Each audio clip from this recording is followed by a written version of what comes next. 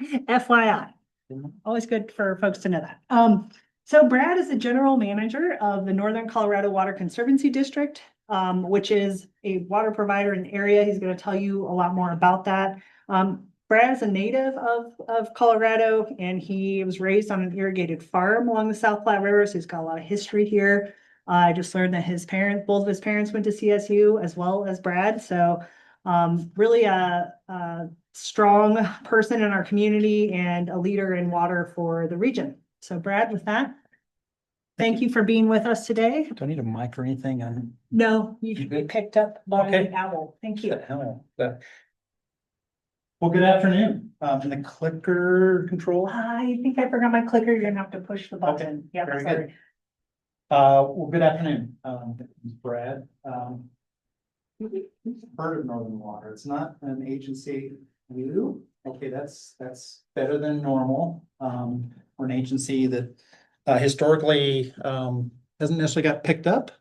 I think we have a lot of importance to the area, but we're not the agency that would be on the front of water supplies, particularly on the residential commercial arena. We manage all water. Roughly half of it goes to agriculture and the other half goes to industry or citizens here in northeastern Colorado. And I'll talk a little bit about that. As I get old, I used to say older, but now I can just say, I always just kind of want us all to recognize that it's hard. I mean, I argue impossible to talk about water without history. It's just between history and law and philosophy and policy. You bundle it all up and you have a quagmire, and that's what we call kind of the water profession these days. But I encourage you to think about 1820, Stephen Long coming across the northeastern Colorado and wrote down what he thought. He didn't think a whole lot of this regions compared to the Midwest and what it would offer. And I just bring this up to think about where we find ourselves today. From 1820 to today, we have just a little south of 6 million people in the state. We've got 2.7, 2.8 million acres of irrigated land within the state. So we found a way, a creative way with kind of our views on water over time to take the state and transition to really a pretty amazing place. I just did something bad. Something bad. Oh, that's really bad. And of course, we've done this in lots of different ways, allowing for water to be put to beneficial use. But I think the theme of your course is this whole conflict, collaboration dynamic.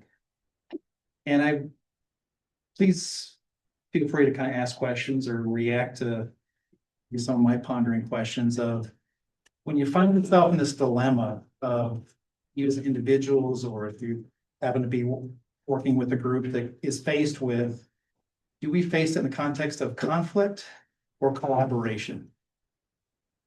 And there's things that can drive us one direction or the other, but I think it's worth talking about what can help drive it in a certain direction than the other. Just think about things in your own life that I could present this with conflict or collaboration. And we face that challenge all the time in the water business. And particularly in more modern years, and how we kind of answer that question, I think pushes us in a certain direction. I think some agencies kind of by their DNA might be more of a conflict-driven agency. Not that Northern Water hasn't been that from time to time. I think we're more of a collaboration agency at present. That could always change. I think that's partly driven by we've got staff and a board and resources that promote more of a collaboration approach to things, which at least initially can be more expensive. You got to throw a lot of people at ideas that people can rally around. But I think in order to set up an environment where people are drawn to collaboration is identifying things that are a victory for all parties.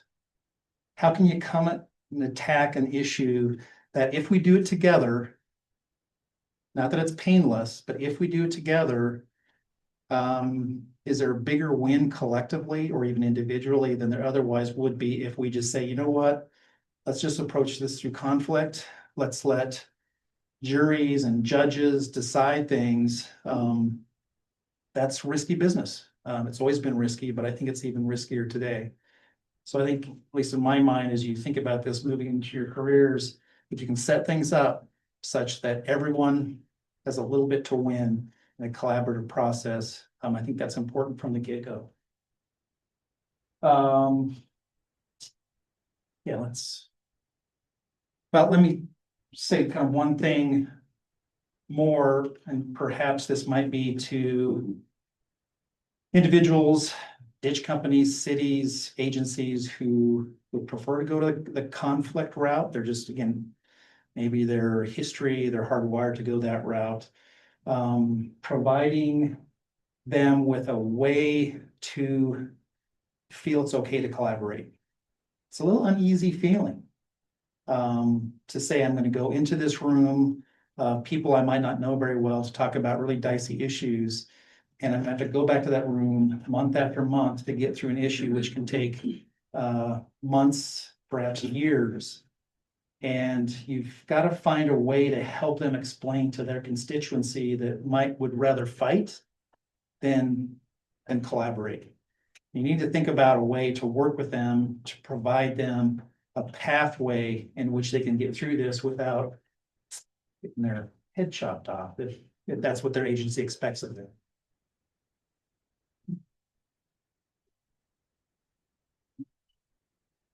I lost control here, I'm sorry.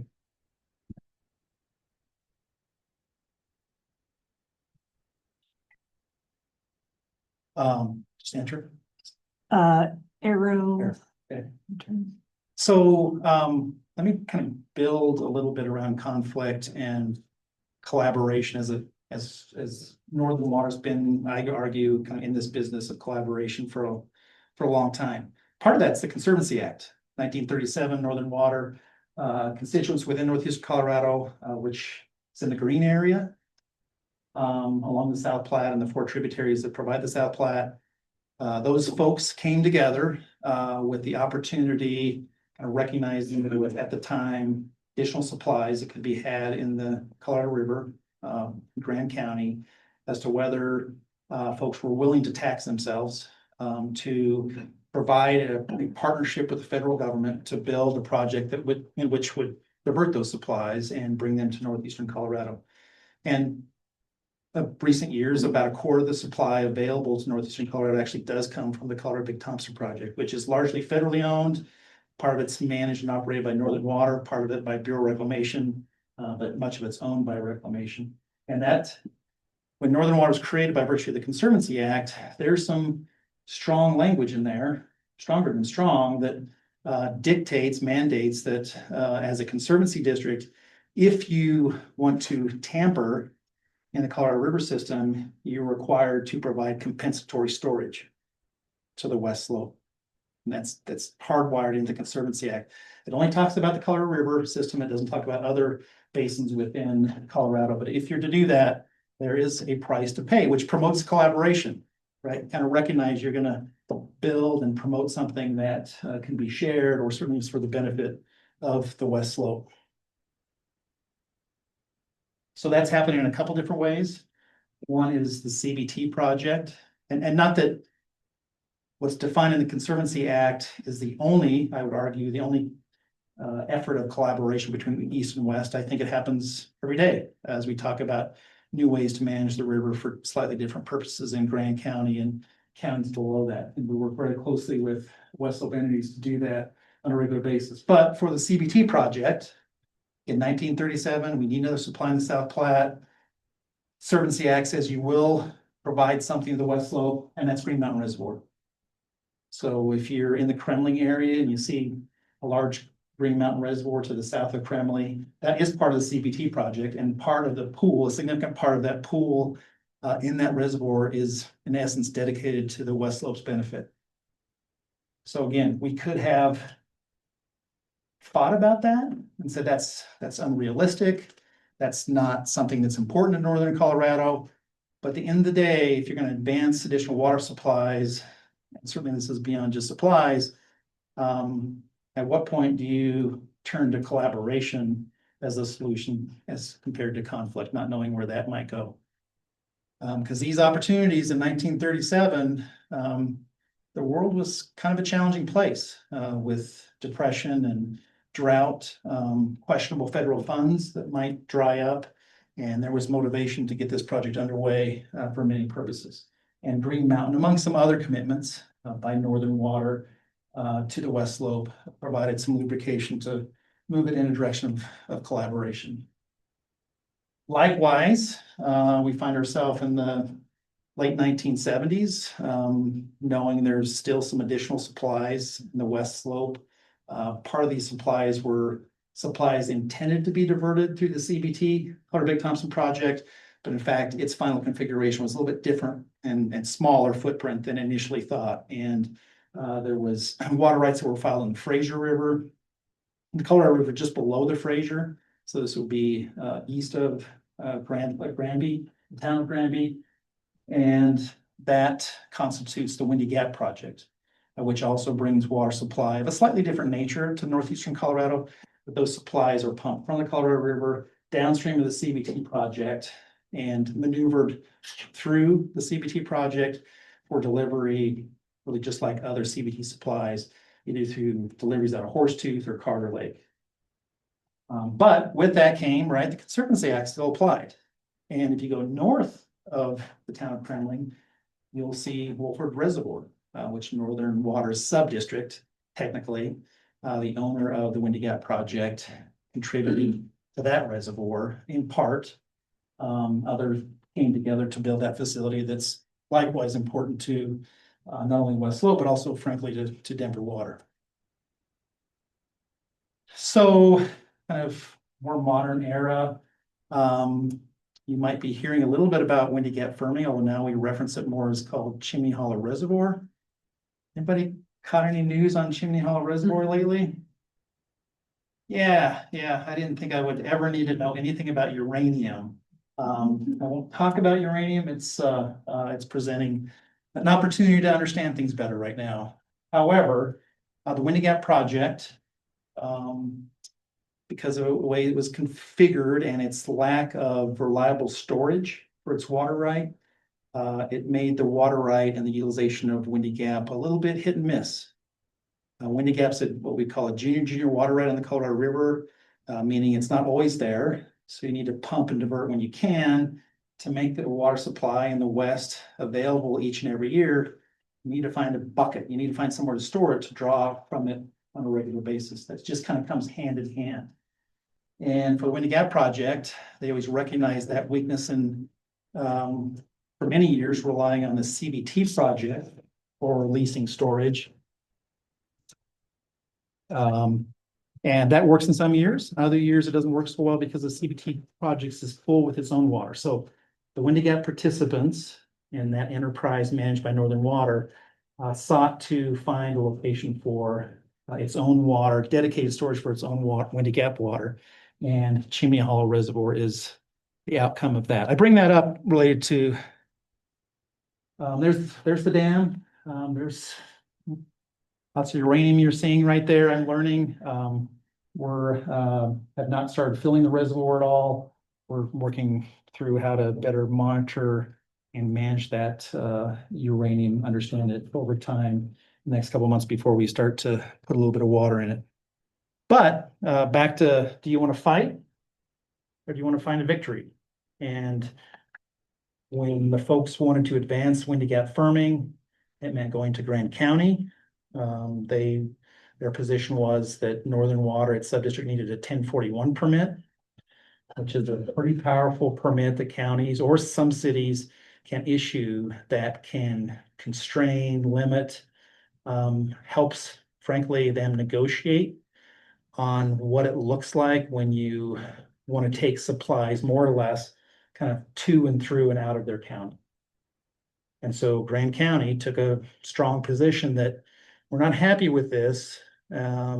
that might have gone on for a couple of years. And ultimately, there were enough things talked about where there could be collaboration that the minds at the time, I wasn't involved in it, recognized it's probably better to go forward with some improvements in ecology and the riverine system. And certainly for Northern Water, a firmer supply, one that's more reliable, than fight about it. And what you're looking at is the Colorado River Connectivity Channel, which means a whole lot to all of us, particularly I would say Grand County. This is Windy Gap Reservoir. This was, up until 3 years ago, this was a dam, albeit a low head dam across the entire Colorado River. So you're looking to the east. The town of Granby would just be 3 miles kind of up the Fraser. And this reservoir used to be this wide. And Grand County, for good reason, says we never liked that idea. Our fishermen and fisherwomen never liked that idea, and we would like something different.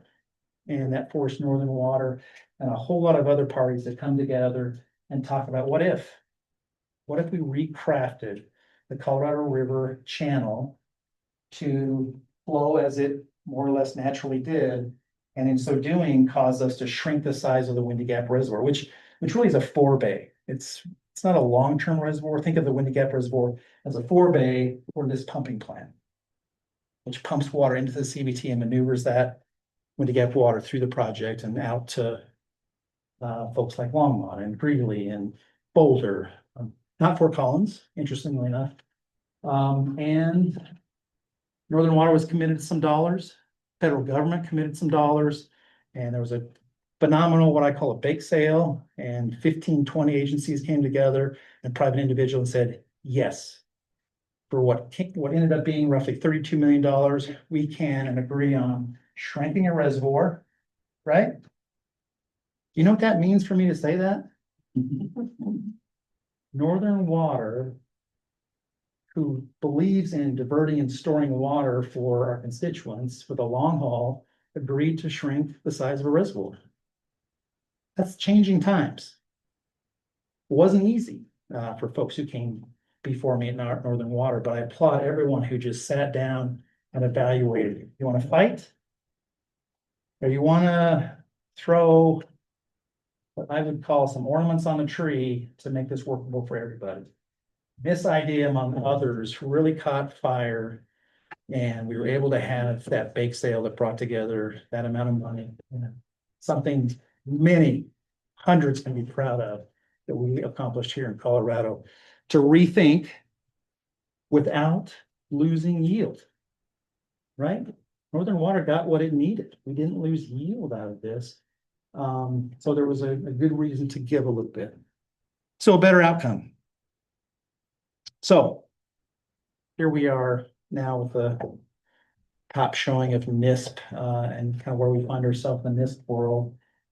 I got this slide a little bit later because as I thought about conflict and collaboration, that's important to kind of think about all the permitting processes that go on. And some of them, particularly the EIS process, getting a final 404 determination, really was something kind of earlier on in the project that we thought, whew, we better find a way to collaborate a little bit more. We better come up with a project that has perhaps more value to folks who live and love the Cooter as compared to initial visions. Can you explain what NISP is for those who don't know? Yes, I've got that slide. Okay.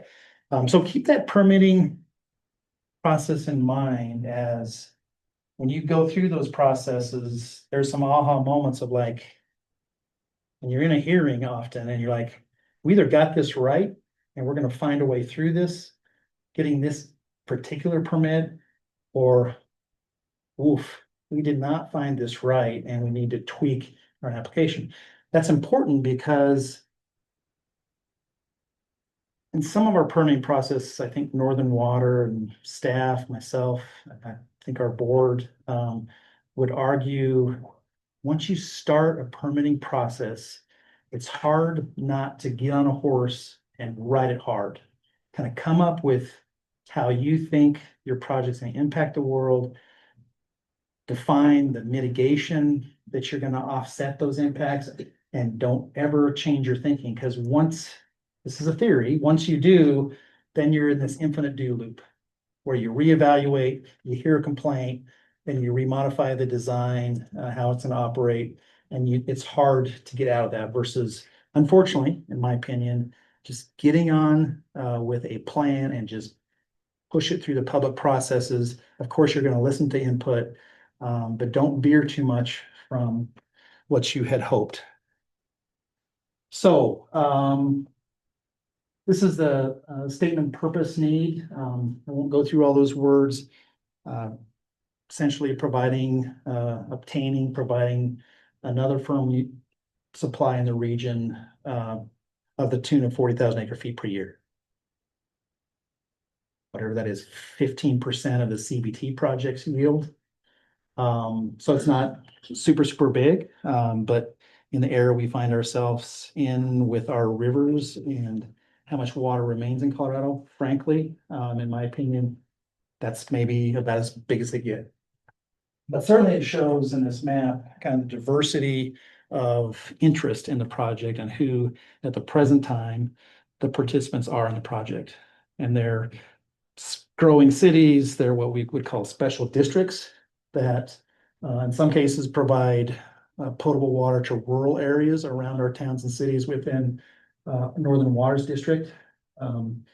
And others, special districts are really urbanizing in some ways, but they continue, of course, to provide that treated water. So they obtain a raw water supply from Northern Water, either CBT or Windy Gap, or they have other supplies. They treat that and they get that to their constituency. And this could be another supply like that. So how does the project work? It's a complex project. That's probably an understatement in terms of how it's envisioned to be plumbed and its water supplies. But let me take just a couple of minutes to describe how it's envisioned to operate and how it's permitted to be operated. It's 2 water rights. Both are junior water rights. What does that mean? It was the first thing I mentioned as we started our conversation today. In order to make a water right work when it's junior, you gotta marry it with storage, right? You've got to have that vessel of water that you can provide to us homeowners or a dairy operation, as in cow dairies. You need to be able to provide that water every day, and that takes pulling water from reservoir over those months or years in which you're not able to divert from the stream because you're not in priority, because we're a prior appropriation state, and you all know that. The 2 water rights, one from the Poudre up near Bellevue, and one up the South Platte, right below, right east of Greeley, where the Poudre and below the confluence of the Poudre and the South Platte. Again, both junior water rights. The Poudre water right, when in priority, diverts water into an envisioned glade reservoir right north of Ted's Place. Gets a lot of press in the Fort Collins area for good reason, maybe a little less press than it did 5-8 years ago, but nonetheless, it's impactful. I get that. A lot of concern about where it's positioned and what its purpose is, but this would be right where 287 and Highway 14 kind of split just north of there. So large vessel to be placed there to capture Poudre water right. Coupled with that and providing the other kind of half of this 40, the Poudre water rights envisioned to provide 20-ish thousand of the 40. And the South Platte water right, also junior, is envisioned to provide 20,000, the other 20,000 of the 40,000. And the way it was initially envisioned to be utilized is, I say initially because plans might not always work as we had hoped they would. There was a vision at the time, and we're not going to give up on this, but it's challenging of making arrangements whereby that South Platte water supply, the Verdes of Greeley, would be stored in a new Gailton reservoir that's still envisioned. And that water would go in the irrigation season to interested irrigators within a couple ditch systems north of Greeley. And in lieu of providing that water to them, that South Platte water, plus other components of a deal, cash, whatever it might be, they would then be willing to forego the use of their their Poudre water, which they've relied on for 120-30 years. And they would forego that utilization because they were getting the South Platte supplies when they were available. And that would allow that foregone water to be stored in Glade. There's a lot of tricky stuff in that, and by no means are those deals consummated. For, I think, lots of good reasons. So still trying to figure that piece out. But once that water's in Glade, there's pipelines that are put in place to get that to the participants, the 15 participants of NISP, more or less at their treatment plant. So that's kind of how it was envisioned, and largely will work absent the eastern component of that project. Any questions? Stop for a minute. Please. So from Gailton, you're saying there's a shift of the farmers from Poudre water to South Platte. So some of that water from Gailton is going to be pumped westwards to get to those farmers, or I'm not quite sure which farmers where and whose water's getting shifted where. Well, that idea, You know, that may be a longer question you want to answer. well, the idea of serving up an alternative supply to ag producers is a little bit of a head scratcher in terms of kind of what that could look like, what entices a landowner to do that. Which is a fair question to ponder, and I think my observation would be the enticement is a pretty tall bar that landowners, again, for good reason, appreciate and enjoy the utilization of their Poudre water right and its value, its cash value. And that throws a little bit of a monkey wrench on how to talk about and promote an alternative supply for that. So with that reality, there's other concepts afoot where perhaps Gailton water is used directly. Yeah. Any other questions on that? Yes.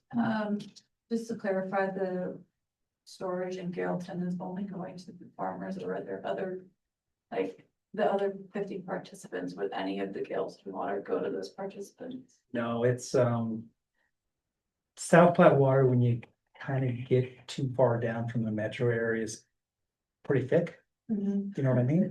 I'm from Eastern Colorado. I was drinking that thick water as a kid. That's probably what happened to me.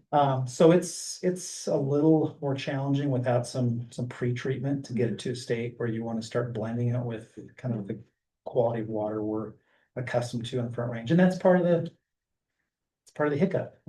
We think, and science argue demonstrates that it's certainly acceptable water quality for agricultural uses. Not everybody's there. Certainly from a Northern Water perspective, the bulk of our, at least as a basin, the bulk of our consumptive use downstream of that point is in agriculture. And that's where most of the ag is, frankly, that has yields kind of second to most places in the United States. We have some phenomenal soils in our district, and sunlight, and even South Platte water provides phenomenal crops, but it's a bugaboo for sure. Yes. Is the water that will be stored in Glade that the participants will be using, is that like almost 100% municipal use versus like CBT water? I mean, initially was. Yeah, good question. The participants, let me go back if I can. Yeah, so these participants, these 15 participants, none of them are ag in terms of irrigation ag, but certainly a couple, maybe a few of those special districts. Their largest water users are either dairies or feed yards. So not ag from a crop or row crop irrigation perspective, but a huge demand by a growing sector. right? I should emphasize that by and large, agriculture in the South Platte Basin and the Poudre is driven through the livestock industry. You start putting a cheese factory in Greeley, Colorado, and Fort Morgan, Colorado, life changed. And I saw this from being this high to this. Just in those 15 years of where dairy men and women from around the world, literally around the world, keyed in on Leprino cheese and their ability to bring their families to Colorado to grow Holsteins primarily. That answer your question? Yeah, thank you. So I don't want to too much detail. That's kind of another schematic of the Glade Reservoir, which again has gotten over the years a lot of kind of reaction, shall I say, by folks along the Poudre, including Fort Collins. Kind of a artist rendition of what Glade will look like, kind of from the south looking north up the valley where 287 presently is, and it's going to get rerouted to the east for 3 or 4 miles before it jumps back onto the old 287. And there's that, and we won't get into that. But let's talk about where we found our, yes, I just skipped a slide and you're No, upset. No, I was just curious too, is because Glade will be open to recreation if it's created, right? Is that correct? Yeah, And who would manage that recreation? And maybe that's part of the issue. no, I don't think, I think we've kind of got that put to bed, I hope. But let me start down the road of where we found ourselves with kind of the first issuance of a draft EIS. We were gonna kind of do old school. You divert water, you store it. And don't ask any questions because that's what we do. If you're in priority, you divert it and store it. Agencies like Northern Water have been successful at doing that for ditch companies for 100+ years. But at some point you realize when you go to public conversations about that concept that folks are not going to live with that. And at that moment, you can sit back and say, bring it on. We're going to go the conflict route. Or is there something we can do to make this maybe more appealing, less distasteful? And probably can't get everybody on board. Not everyone's going to have kind of a love affair with the project or Northern Water, but what can we do? It was kind of a wake up moment for Northern Water and staff and leadership positions at that time of just asking themselves, well, what could we do? And working with those who are expressing the most angst, what do you want? What is something of value that either this project threatens or kind of a one-off?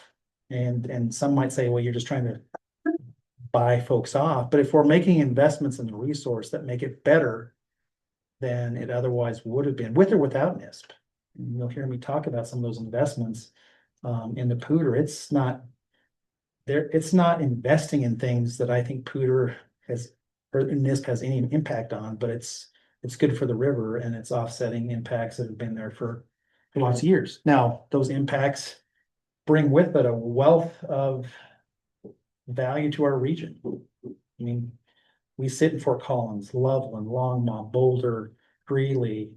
We have thriving economies coupled with the agriculture economy that comes from those diversions. So there's, yes, mitigation, but there's a phenomenal benefit. But part of it, a couple of things I'll just mention where we found ourselves scratching our head and think, okay, well, maybe we can do things different or better. And one's demonstrated here on the slide where by way of that pressure of realizing, I'm hearing folks saying, gosh, we got like 3 or 4 dry up points in the river and have had for 100+ years. What can we do? What Northern Water, what can your project do to create a live stream, albeit not a big live stream, from near the point of diversion into Glade? And Glade's a junior water right? So it's in priority 10, 20, 30 days every couple of years. It's not really in play very much because others are in the water supply that are senior. But what can you do from that point of diversion, kind of through Fort Collins with a water supply to make the Poudre better than it was before NISP was ever envisioned? And one of the outcomes was that, can you commit some water to the stream from the project that, okay, yeah, but we need to get value out of that water when it gets to the end of a reach. Because folks are gonna pay $2.7 billion to make this happen. We ideally don't want to kind of lose water. And the upshot of this conversation is, well, if we recapture that toward the east side of town, is that enough? Is that enough for folks as we evaluate the benefits of that to rethink about in their minds the impacts of the project? Well, that probably wasn't enough, but it was a starting point, and that's actually how now it's envisioned to operate, where 18 to seasonally, that flow rate changes from 18 to 25 CFS. It's placed in the Poudre, it's protected around structures. That's going to take an investment working with diverters to allow for that passing of flows around diversion structures. Not an easy thing to do. You'd think it would be easy, but that's challenging based on how we divert water from the stream and then recapture at the lower end and put it into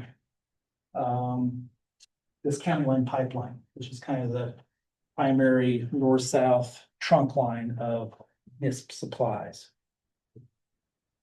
So that was a start. Fort Collins, at the time, was really not much of a fan of the project.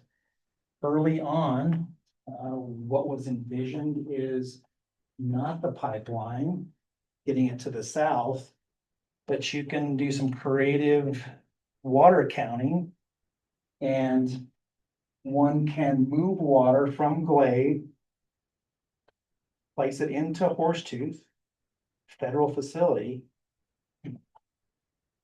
Follow me here. From Horsetooth, we have ways to really book that water into Carter Lake. Okay, that might not physically move, but you can book it in there because we would use Glade water to become CBT water, and then this water appears in Carter Lake. Once you get water to Carter Lake, you have existing pipelines that go down to Enfield, Longmont, Hudson, Fort Morgan, Morgan County Quality Water District, Erie, pick your poison. All that's in place. Now there's capacity challenges with that, but that was part of the original project to make it more affordable and not need this eastern transmission line.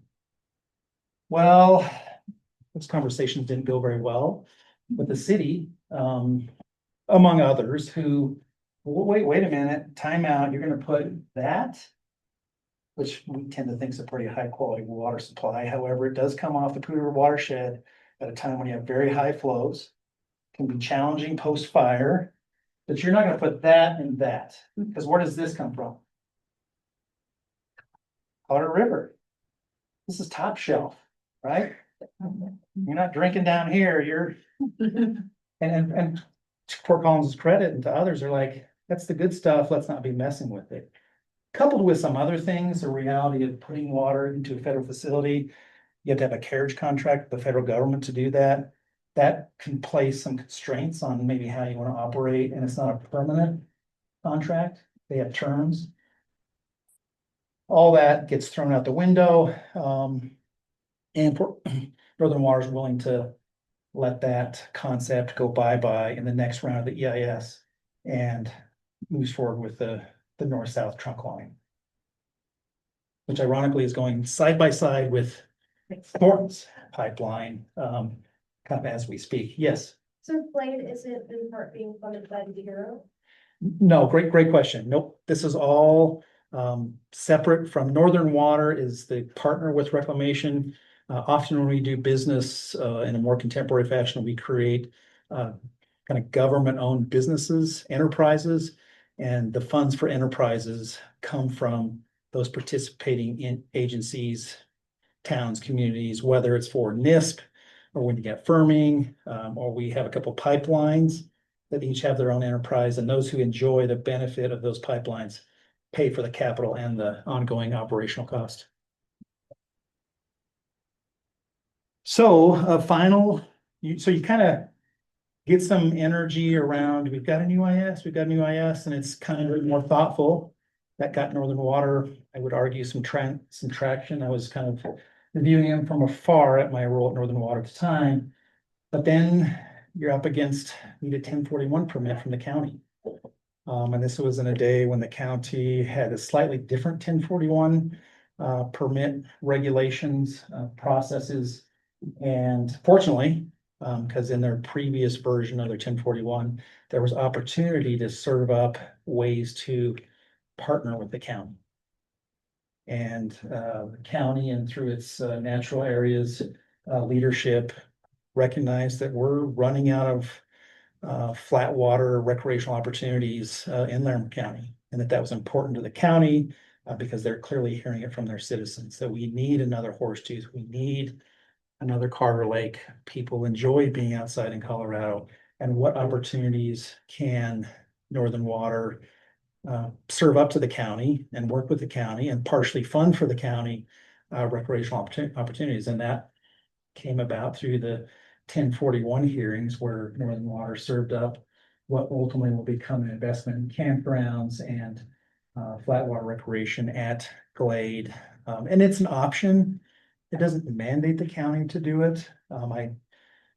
Signal tells me that they will take on this opportunity, just like they do at Carter and Horsetooth, Pinewood, Flatiron, and soon Chimney Hollow. Put aside uranium for a moment, but they will be the recreating agency manager at Chimney Hollow as well. And they, in my opinion, do a phenomenal job. So it only makes sense for them to take on a similar role at Glade, which was roughly a $20 million commitment by Northern Water and its participants to kind of lubricate that deal. But what are we talking about today? Tell them to go away. We'll go through this hearing and we'll let the cards tell what the cards are going to tell, or again, at the time, offer up something that might be intriguing to the commissioners and to their constituents, and found our way through that by 1 or 2 votes. It's a voting thing, for better or for worse. Not everybody was happy enough with this. So you kind of find your way, you're cutting deals, the projects get more expensive, you're buying friends. Still have a little bit of fly ointment around Save the Pooter, who from kind of day one expressed concern about the project and other things, not just on the Pooter, but other areas in which Mr. Gary Walkner kind of works in on the Colorado River and other parts of tributaries of the Platte, and beyond our state, frankly. And that threat of getting your final permit and knowing that there's more litigation that could put everything in play, that's unnerving for participants. And as Gary and I spoke more about how he envisioned the future, was there an opportunity to work together to make an investment in the Pooter that might, I don't think Gary would appreciate me saying satisfy his constituents, his membership, but is there something we can talk about, investments that might get us through? Of course, he and his folks they have the same calculus. They can throw up legal roadblocks and they might lose. We might lose. And again, at some point, well, let's put the discussion of win or lose behind us. And what does it look like if we put $100 million in Pooter? What's it look like? We're able to strike arrangement, but I think I'll hopefully live long enough to see some of that investment, probably not all of it. But I hope I know it'll be meaningful. Northern Water is going to do everything it can to make sure that $100 million, and Gary and I talk about this on a regular basis. How do we leverage 100? Because it sounds like a lot. How do we turn 100 into 200 million? How do you have a bake sale that's more meaningful and leverage dollars to spend those dollars from roughly the Pooter Canyon, actually about 2 miles above? That's what we agreed on, 2 miles above the Poudre Canyon to just past Greeley. Seal the deal, got us a green light. So we're ready to go. Lots of permits. I think each and every one of them, you just had that moment where you want to let's just bring it on. Let's just put on the gloves and let's just bring it on. And I think in today's era, there's a point where that might not pay the best dividends. Maybe not always, probably exceptions, but I think our citizens, Northern Water's constituency, our water users, I think have an expectation of Northern Water's board and its staff to put together arrangements where we get through things together that collectively are a bigger win than just advancing something through conflict. I just want to mention one other, staying on track here, kind of just about done, one other thing. So what you might be reading about, keeping up on all this things that Northern Water's doing. It's never good to be, the old term was you never want to be above the fold, right? You never want to be on the front page above the fold. Well, that's kind of a meaningless term anymore because so folks read the paper in paper form. But as we find ourselves sometimes above the fold, besides uranium, but we're not going to talk about that. Some of our participants in this project are asking a really fair question of, holy smokes, this is expensive. This kind of the last water to develop, more or less, takes a lot of plumbing. There's a lot of commitments in these programs, these permits that come at an added cost. We agreed to that, but it adds a lot of cost to homes. And you're reading about some of those participants really asking some fair questions and evaluating their future with or without the project or with less of the project. And we're hoping to take some time in the next couple of months to work through a way to collaborate with them. You know, what our board, Northern Waters Board, feels like it's important to advance this project. Because guess what? No project the demand doesn't just poof go away. The demand, in our opinion, we've always had this thought, is all of a sudden that demand is in the hands of 15 participants and they will be finding their own ways to meet that demand. And Northern Water's fear from that is it could accelerate buying agricultural lands, both close and far, to dry it up and use that water for municipal growth. Certainly that's going to happen to some degree over time, but is NISP a way to perhaps postpone an aggressive campaign to buy and dry? And that's been one of our impetus for keeping at it. So hopefully in the next couple of months, as we visit with participants, we'll have no reason to think we don't have a viable project. It might look and feel a little bit differently, but kind of that last piece of the conflict as they evaluate their options, and we react to that in a way that promotes working together in some way, shape, or form. Still expensive project. I can't undo 2.7 billion. I can't believe I'm saying the B word, but I can't undo what that project's going to cost this region. So that's a flavor of working together, not working together, and I think Northern Water's to no credit of mine, I think an agency that through lots of years has exhibited, hopefully, I don't know if I call it the higher road, but it's a different road that it's unwieldy. It's unwieldy sometimes. You know, conflict, you just call up a dozen attorneys and it's underway. It's kind of like, it's not my problem anymore. Collaborating is lots of work. It's an art. I don't necessarily know that I have a true appreciation and understanding of the art of collaboration. I have lots of staff that think about that every day. That's kind of, they come to work with collaboration on the mind, and I so appreciate that because I think that's the way to work through natural resource issues moving forward. In the day, you got to get something done. I guess I would emphasize that, and whether we're applying this logic to water resources, maybe food production, our watersheds. Holy smokes, we got a lot of work, in my opinion, to do in watersheds, and it's going to take a lot of collaboration. But at the end of the day, we've got to find a way to actually get boots on the ground and make things it's happened.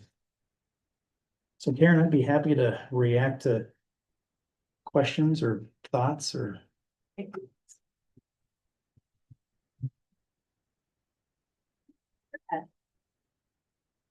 Please. How do the Blades junior water rights impact Free River? Significantly, some years, we have a big pooter year, the pooter will still have argues an ample flow to stir things up like the ecology desires, but certainly the whole intent, so the reality of a junior water right is you're skimming water off of that peak. Now, there are kind of going through that. Another caveat to that second attempt of an EIS was we're willing to forego, I think it's 3 days of diversion. And there's a description of a procedure where let's forecast what we think will be the highest 3 flow days coming out of the pooter, the mouth of the canyon, and we forego diverting. And that turned people's heads. Gary probably wasn't tickled with that, in all honesty, but it turned some heads like, okay, if we get 3 days of a river that otherwise would exist without mist, that maybe there's something there. So that's another element where we served up some different thinking. That comes at a price in terms of yield. But we thought that, again, you're evaluating, do you want the project? Or perhaps someone's got an argument that might deep six it. Thank you. Yeah. Sir. Thank you for all your comments about collaboration, and I can almost feel some of the scars that you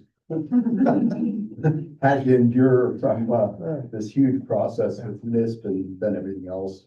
And I was just thinking that there's kind of, in my simplistic world, 3 big pieces to NISP in terms of the financial one. And the financial, which, okay, Fort Collins, Loveland, and somebody else is kind of sketchy on whether they want to do it or not.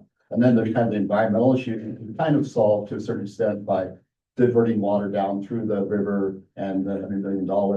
And then there's the hydrologic issues with climate change and so on. And, all the hydrology and all that planning was done quite a while ago. And unfortunately, our world is changing a little bit hydrologically. And I'm just wondering, you talked about 10 to 30 days of flow over 2 years. How much confidence do you have that that's going to happen and we're not going to end up with a reservoir with a big bathtub running along the time, like Lake Mead or Powell or something?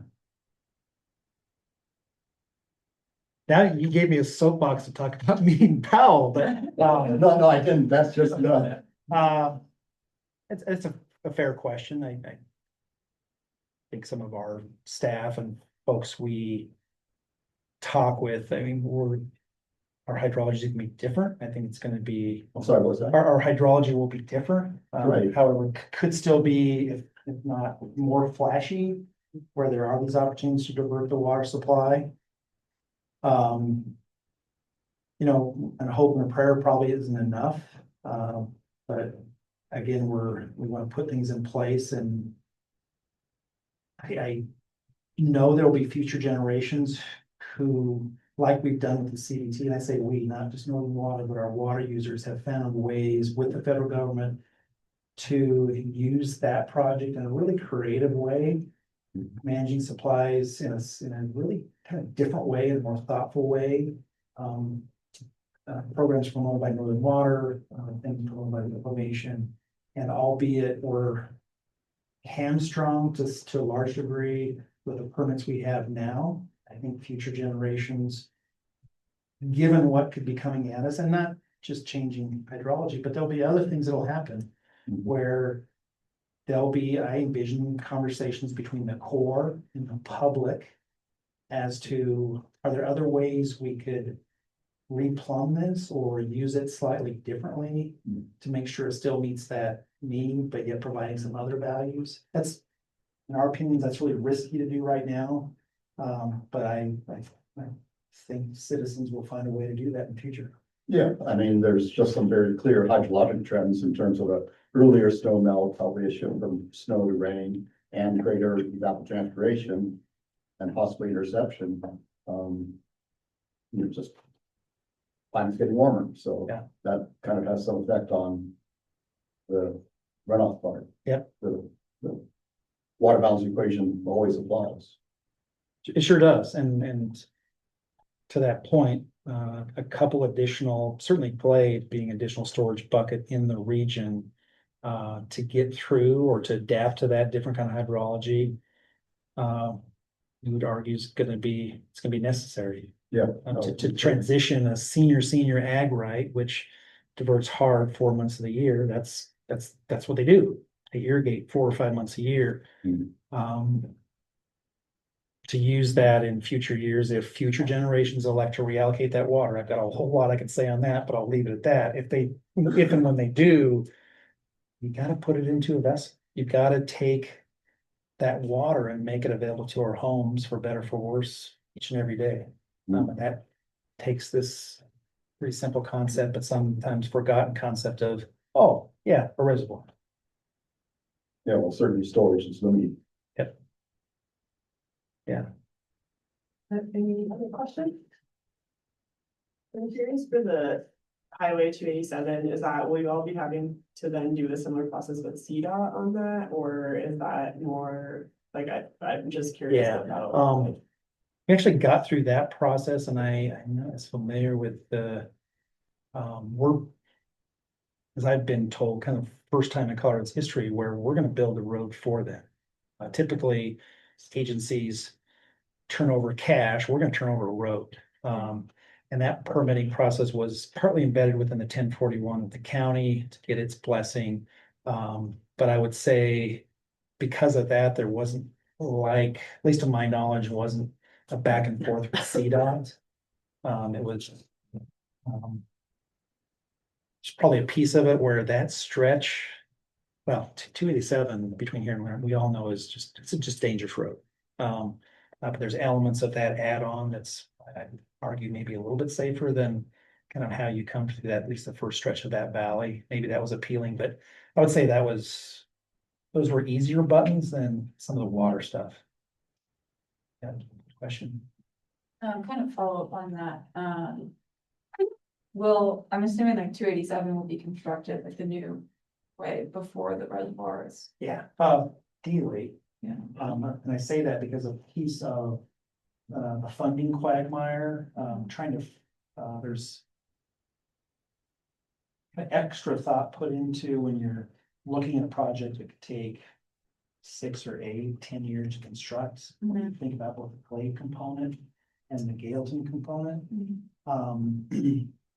We're trying to overlay kind of a funding approach that gets us there with meeting all the requirements of a bondholder. And there's some who think we should get on with well, for more than one reason, not just the funding, but really to get that traffic out of the way of, and would otherwise slow down construction of parts of construction on the dam. So ideally, some mini funding might come through earlier, allows a go ahead with the road just to get that kind of offline. From the construction of Glade and the forebay and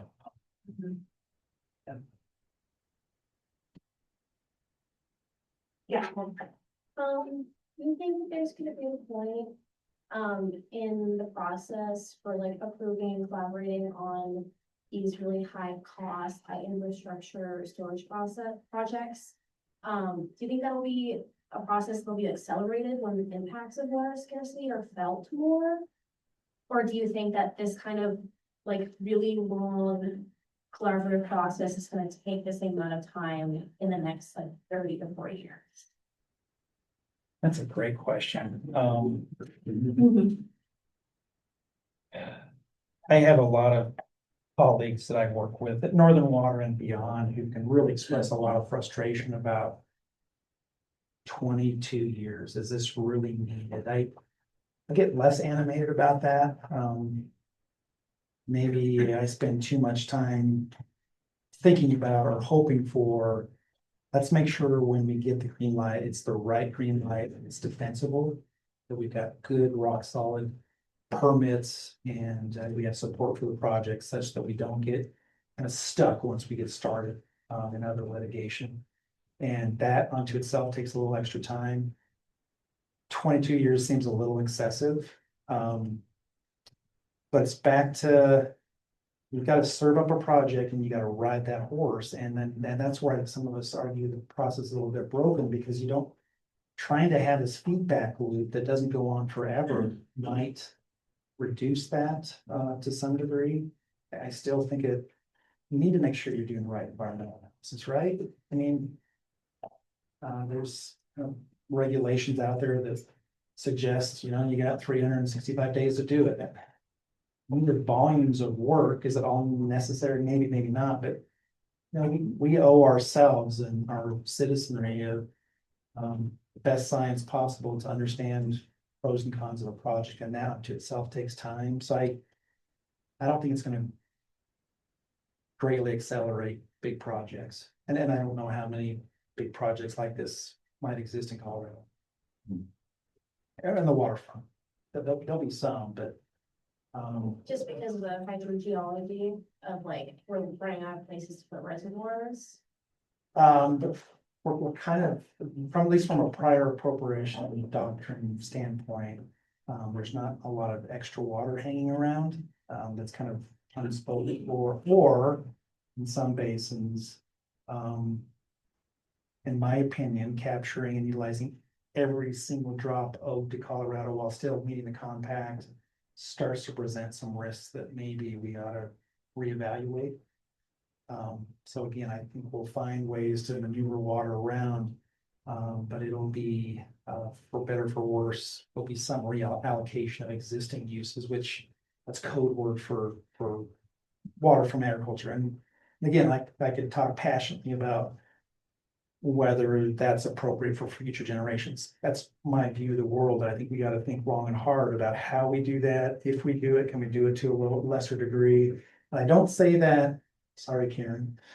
I don't say that only from a perspective of the importance of food and ag production in Colorado. We have lots of great land in America. Thank goodness that will come to the rise if Colorado shrinks in its productivity. However, I do say that those communities that happen to might be targeted by cities or industries that need a next supply, you lose food production in the present years, in the near term. But those communities, once you take water away from that community, in the bigger sense, I know there's water rights involved, but in the bigger sense, its future is pretty bleak. And that's I'm not prognosticating on that. It's not an estimate. We have places in Colorado where that has happened and those communities will never recover. And I just want to make sure we're clear about the impacts and can we mitigate it, because again, food's one piece, but those folks who live in those towns and communities along those stretches of the river in the future may not want as much food production, but they might want water for recreation or for the environment or for industries we haven't heard of. And if that water disappears transactionally from those regions in near-term years, nothing's going to bring back. We might as well carve off that part of Colorado and give it to some other state. It's going too far, but you get my point. It's a huge sacrifice, and let's make sure we enter those arrangements eyes wide open. i.e. Crowley County, just Google that and see what's happened there.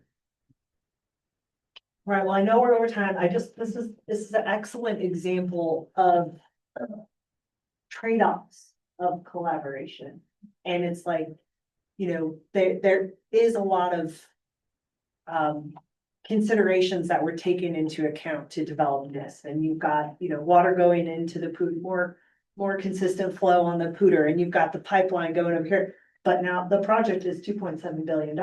And so trade-off of cost, trade-off of time, versus meeting other needs. So it's a really great example of collaboration, but it takes a long time and it's complicated. But thank you so much, Brad. Thank you.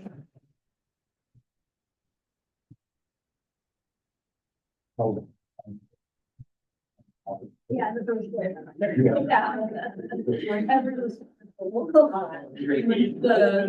The one. During the whole, it's.